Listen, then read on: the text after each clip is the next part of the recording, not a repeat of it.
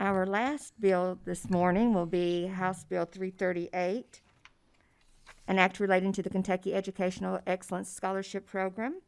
If Representative Lawrence would please come to the table, as well as your guest, if they're here or remotely. Introduce yourselves for the record and please proceed.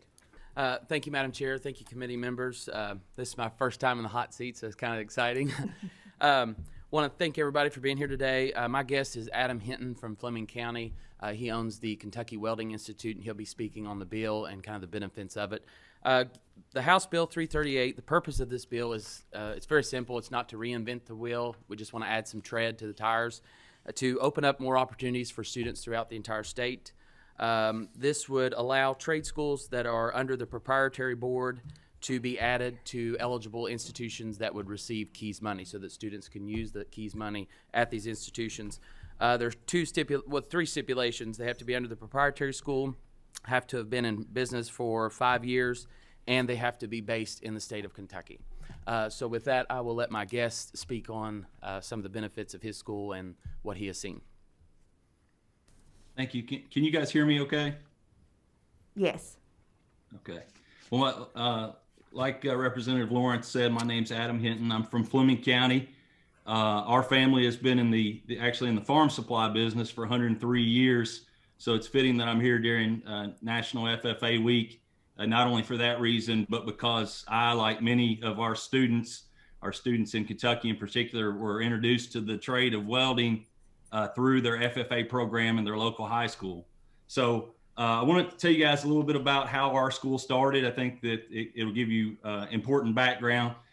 Summer of 2014, one of my business partners and I, he's an ag teacher at the high school, also the welding teacher. We're sitting on my back porch and we were talking about past students. And I knew where a lot of his past students had ended up, especially if they had went the college route, the career that they had landed in. But I noticed that there were a lot of students that I'd become familiar with that weren't your traditional college students, for lack of better terms. His welding students in particular asked where they were ended up, and there were students in Missouri, students in Oklahoma, Ohio, and asked him why they ended up in these places. And he said because they went to a private welding college in one of those states, and they often landed a career in that state. So that intrigued me. Asked more questions about that and why that they didn't necessarily go the community college route, for example.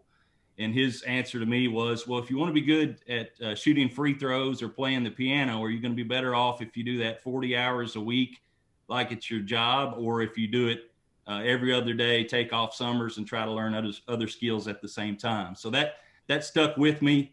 Over the course of the next several months, we explored the concept of opening what is now the Kentucky Welding Institute. Like most of you guys, we probably have one commonality, and that is that you've probably never started a school before, and neither had I. So explored that process, and one of those things was the governing body of welding is American Welding Society. We became licensed with them. And then if you want to start that process in Kentucky, another step is become licensed under the Kentucky Commission of Proprietary Education.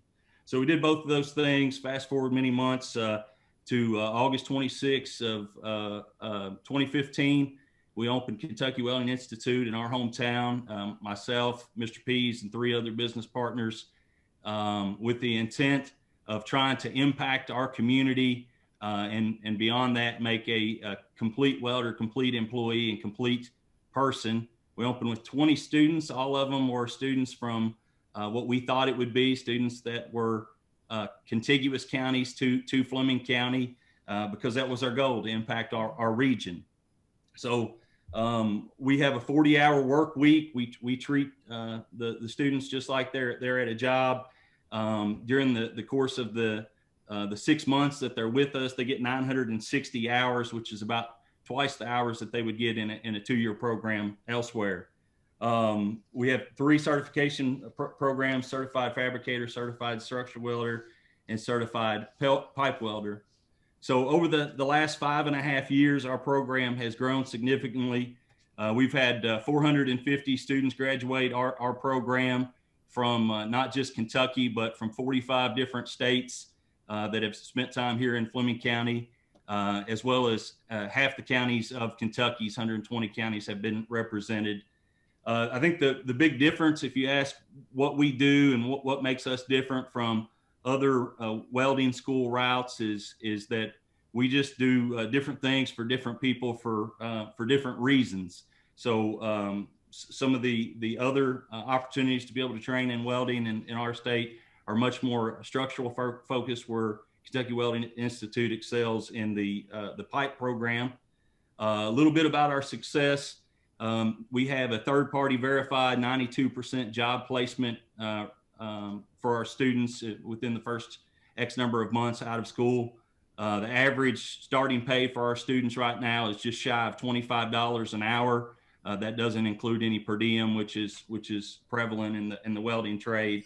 In fact, we've had 15 students that have made it to our prestigious what we call the 100K Club. That is a student.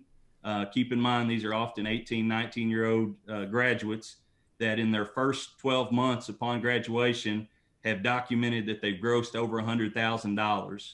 So very impressive young men and women who have accomplished that. Again, I mentioned the 45 states and half of Kentucky's counties have been represented. There's been young students, old students, males, females, black, white, and brown students, various degrees of education and experience in welding. But there's two big commonalities, and that's what this bill discusses. One of those commonalities is, of course, is that they want a career in welding, and they want to seek that out at Kentucky Welding Institute. But the other commonality is the challenge in getting funding to go to school. We found out, again, had never started a welding school before, and from my age, you could tell I'm a little removed from that process of what it's like to try to pay for training, college, or something of that nature. So there was no financial aid available as far as federal aid. No, we didn't qualify for any state aid. And during this process, the term keys money had become very familiar to me for a few reasons. One, various legislators that have visited said, "Are you guys able to accept keys money?" And we'd say, "No, we're not." And they would be surprised at that. But the most important reason is because the students and their parents. One of the things that they often ask us about is, can we use the keys money that we've earned with our hard work the last 4 years in high school at Kentucky Welding Institute? And the answer at present time is no. So again, we've done a good job in Kentucky of ingraining the thought process of attaining keys money, and that those students, if you work hard, that you'll earn it. And we just would love the opportunity to use it. In fact, over the last 5.5 years, any student that has come to Kentucky Welding Institute that qualified for keys money, although they weren't able to use that money with us, we took that dollar amount off the top.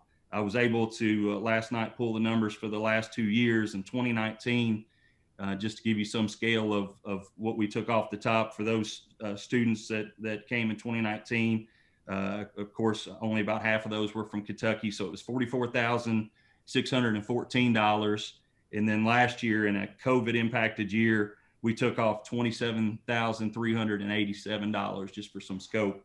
Again, we know that keys is not the only route. We're going through an accreditation process right now with the ACC-SC, which is accrediting commission of career schools and colleges, where we'll eventually be able to accept FAFSA dollars. But at that time, we kindly ask that you will consider allowing schools like ours, other schools that are proprietary schools, licensed proprietary schools in Kentucky, CDL schools, beauty colleges, regardless of their career, they've worked hard to earn this money, and we kindly ask that you consider that we be able to use it. Thank you. Thank you. We do have some representatives with questions. Representative Bojanowski. Yes, thank you. I think you answered my question in part, Mr. Hinton. I'm talking about removing the participating institutions from having to be eligible for a federal Pell Grant program. Dr. Thompson just mentioned that there are $40 million on the table, which means there's millions and millions of more dollars that could potentially support students who want to take a welding program. Why should we change it? And what is the process for your program becoming Pell Grant eligible? And can you help me understand why we should not have a program be Pell Grant eligible? Because it's just leaving a lot of money off the table that could support the students' training. Well, thank you for the question. That accreditation process that we're doing would make us eligible for all Title IV funding, FAFSA. So that's the accreditation process that we're going through. But a lot of the other entities that are represented under the Kentucky Proprietary Board, the Kentucky Commission on Proprietary Education, they don't have those same opportunities to be able to do that. It would not, again, what this would allow us to do is both to accept that Pell Grant money in the futures, which is independent of this bill, but also we'd be able to accept the KEYS money. So it would allow us to do both, like students are allowed to do elsewhere. If I may, Yes. the purpose of the bill is it's a small piece of the puzzle, and like you said, we would love to see most other entities be able to take the Pell Grant. We don't want to remove that. That was in the KEYS bill. That's basically a bumper that they have used in order to, navigate the lines of the schools that can accept KEYS money. We want to open it up where not only just the Welding Institute, but CDL training, cosmetology schools, people that want to go to these trade schools will have the option to use their KEYS money. And again, to your question, we hope that we can get other places eligible for the Pell Grant. So thank you. May I follow up real quickly? Quickly, please. All right. So my concern is that the accreditation process would definitely provide legitimacy to a business that is accepting KEYS money. And by allowing it not to be accredited, I have concerns, not specifically with this business, but with other businesses that could potentially take advantage of students. Certainly, and I would agree with you there. That would be another bill for another day, that we would tighten up the reins on the proprietary board, something we definitely need to look into.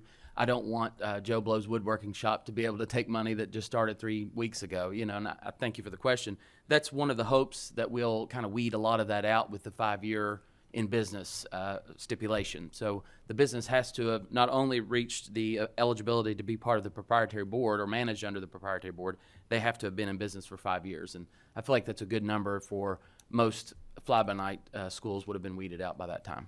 Thank you. Mm-hmm. Representative Dossett.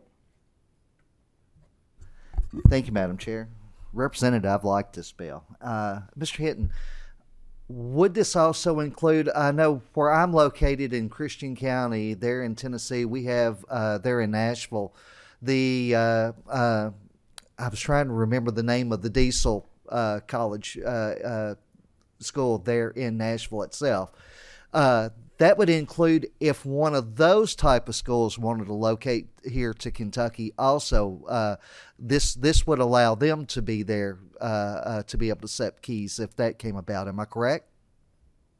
Yes, sir. That's my understanding. If they were to open a location in Kentucky, that they also would have to do what we did and become licensed under the Kentucky proprietary, or the Board on Proprietary Education. And therefore, to do business, they'd have to do that. And therefore, after they were in business for 5 years, licensed for 5 years, that they'd be able to accept that money. Yes, sir. Madam Chair? Quickly, yes, please.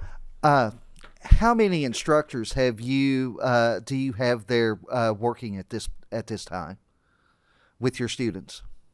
So you in welding, we have a 15-to-1 ratio, to answer your question. So right now we have 2 shifts. We had 3 shifts going before COVID. We can have just over 30 students per shift. So we've got about 60 students right now. We have a rotation of 10 instructors that we use. The reason, to answer your question about that, I know that sounds odd, and that was not our original business plan. But in welding, what makes us so, I guess, valid is that a lot of our welders, take, for example, Blake Hawkins is one of our instructors. Blake just left. He went to an outage at a power plant. He's going to be gone for the next 6 weeks. And so we have another instructor that rotates in from, off the road into our program and is able to instruct our students. So it's not somebody that tells you about the welding that they did 20 years ago. It's somebody that's able to come in and in many cases and be able to say that this is what we did last week at DP&L or whatever the case may be. We do have, we always have folks under contract. So we have, right now we would have 4 folks that are under contract. Our director of training is there 100% of the year. He's been there since day one. And then those other students, those other instructors have varying lengths of contracts. Quickly. Yes, very briefly right here. As I said, Representative, I like this legislation. One of the things we have really been, pushing is the fact of vocational training for these young people who may not have that ability to want to go to a 4-year institution. Knowing the income that they could generate doing this. And as I mentioned, the auto diesel college there in Nashville, where I live at in Christian County, we're right there within the river section. How many jobs it could go to, and we have so many there because of us being rural, heavy farming, of individuals in Christian County in Western Kentucky that attend that school that come back here. And our goal is to get these young people either to want to stay in our state or young people to want to locate, to grow this type of working ability to be able to handle these type of jobs. That will be important to our future. I'm happy to support this. Thank Absolutely. you both. Thank you. Representative Tipton. Thank you, Madam Chair. Representative Lawrence, I appreciate you bringing this legislation. Mr. Hinton, I appreciate your participation on bringing this initiative forward. My time in the General Assembly, I've always tried to keep in mind we need to be removing obstacles and providing opportunities for our Kentucky citizens. And this legislation is about Kentucky students who have earned their Keys Awards, giving them an opportunity to use that award to further their education and be productive citizens. I think it's a great initiative. I appreciate your efforts on this. I do have one question.